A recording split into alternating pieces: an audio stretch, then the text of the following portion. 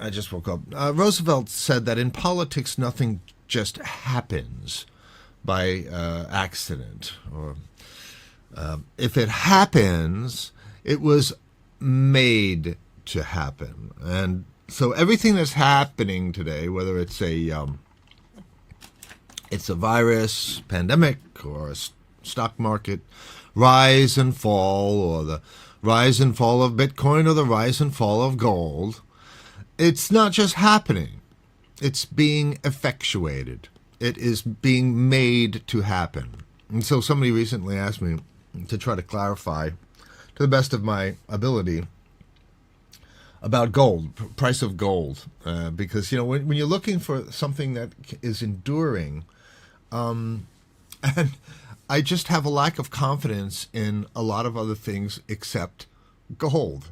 I know I'll take a lot of criticism. People say, fuck you, Bitcoin, right?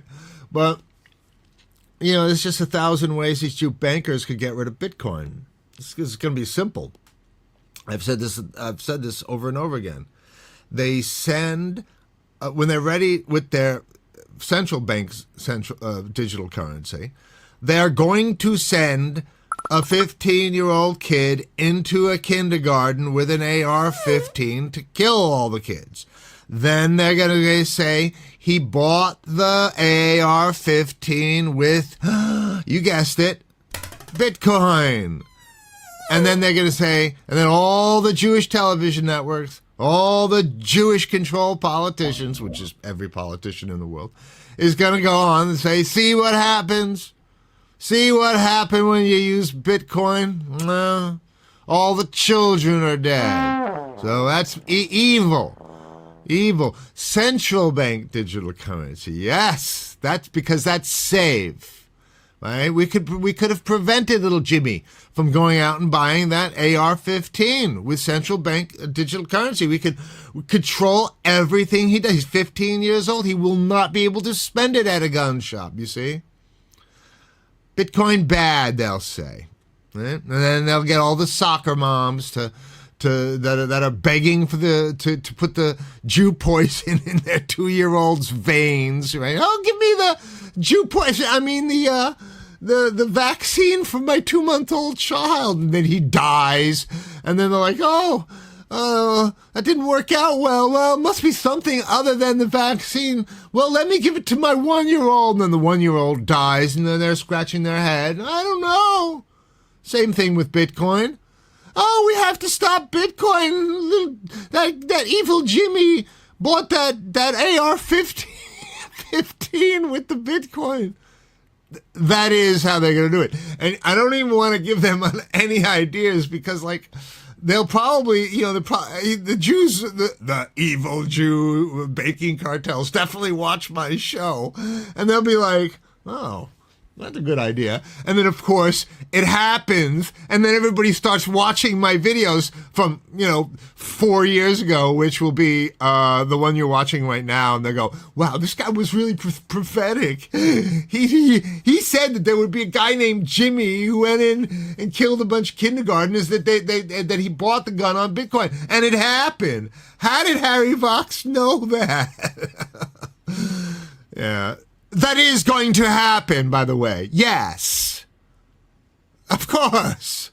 Right? And people are like, well, what if it doesn't happen? Will you eat your hat? Fuck off. So, gold. So there's the spot price of gold, and then there's the coin price, and then there's the bullion.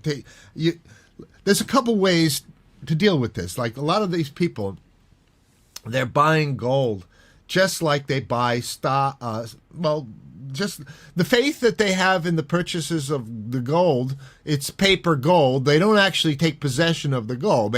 They will buy a fund, some kind of index fund of gold price, and then where the Jews who are running the fund say, oh yes, the price of gold that you're going to be buying today is $1,800 for an ounce. And you're like, okay, I'll buy that fictional ounce of gold.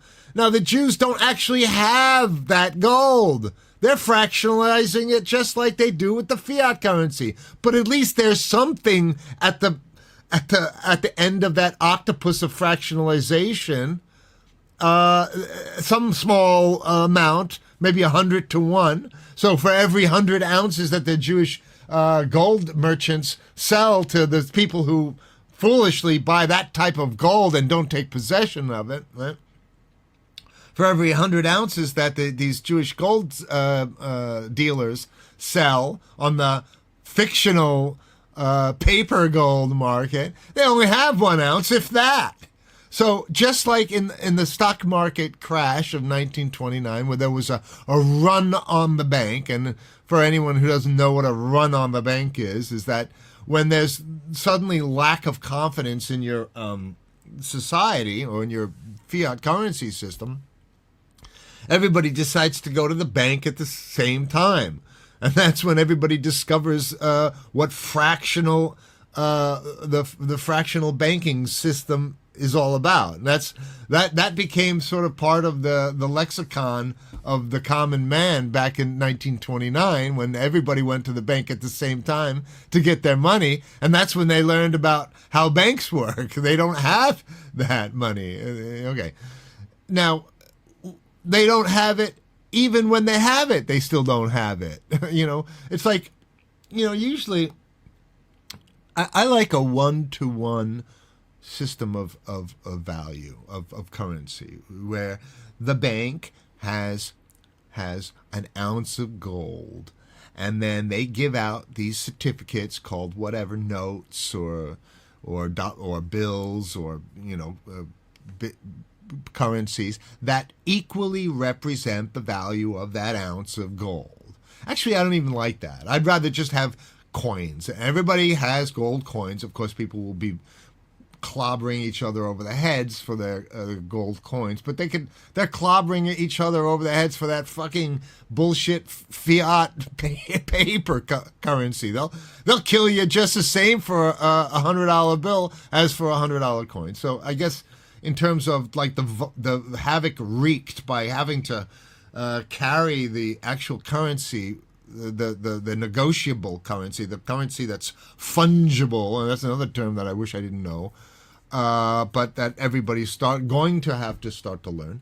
That's negotiable. That you have that and you transfer that, and that's the value in and of itself. That coin is the value. It's not a representative of something that's somewhere else. Somebody else claims that they have elsewhere, and that this is a representative of it, the paper, and then that you hand that paper in and you get the coin. Anyway, so gold. So these people that are buying gold on these index funds or these gold markets, that you spend $1,800 for an ounce of gold that you don't actually have in your possession. And then if all those people, and the Jews that are selling that kind of gold are selling that at 100-to-1 ratio. So if all 100 people go to get their 100 ounces of gold, the Jewish gold seller only has 1 ounce. And then he goes, fuck, maybe he gets a plane ticket to Mexico, right? Where everybody's going these days, apparently. So you have to get that shit in your hand. So you got the spot price of gold, which is the gold on this fictional gold market. And so right now it's hovering around $1,800, right? But if you want to get physical gold, right, actually have that shit in your hand, right? So you don't have to, you got to pay a premium over that for the actual, handling of that. That's usually like $80 to $100 more than the spot price for any given day. So if the spot price of gold is $1,800, that coin, if you buy a coin, that's going to be it's $1,900 roughly, right? Plus shipping, $20 if you're buying a coin at a time, right?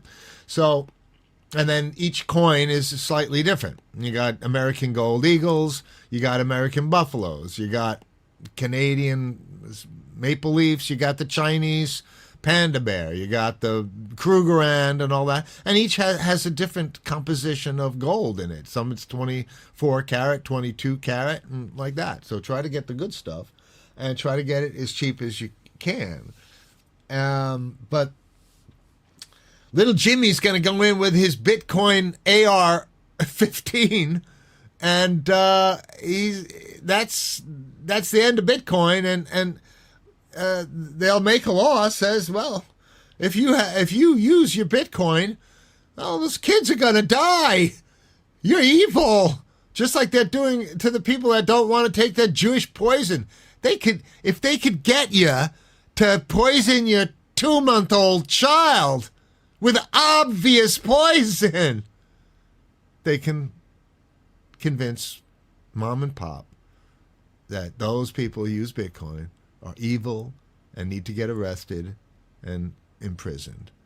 And the same cops that are going around beating the shit out of grandmothers and children and macing everyone and arresting people and stuff, those same pig idiots are going to be the ones that are going to go around saying, well, we found that you are using Bitcoin, sir, because it's not anonymous, right? So they know who you are and where you live.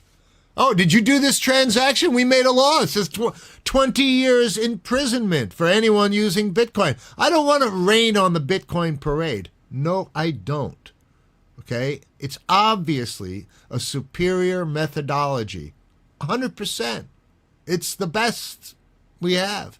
But until you solve that little problem of the Jews and the cops and the military that they own and control, and all the politicians that they own and control, and the media that they own and control, it's going to be a very imprecise future using a non-anonymous currency that they could prove that you use after they outlaw it, and the price of it plummets. So you better start building layers of anonymity, rock-solid, bulletproof layers of anonymity and deniability, so that when they come to your door, you have a legal excuse, or you have a plausible deniability. That transaction that you're saying that I used on Bitcoin never happened. You can't prove it. I mean, unless you bought a car that's in your driveway, and the guy goes, well, I don't know. There's the car that you bought on Bitcoin. There's so many problems with the lack of anonymity with Bitcoin that it's built into the system, its own demise. It's built into Bitcoin. Unless you solve that problem so that when the pigs come to your door to kill you or haul you off to jail for 20 years for using that evil currency that killed the 4-year-olds in that kindergarten because little Jimmy bought the AR-15 that they MK Ultra mind controlled the kid to do, right? Until you answer these questions, solve these problems. And so that when the cop comes to your door, you say, fuck off, man. I didn't do it. That's not mine. Then it's projectable.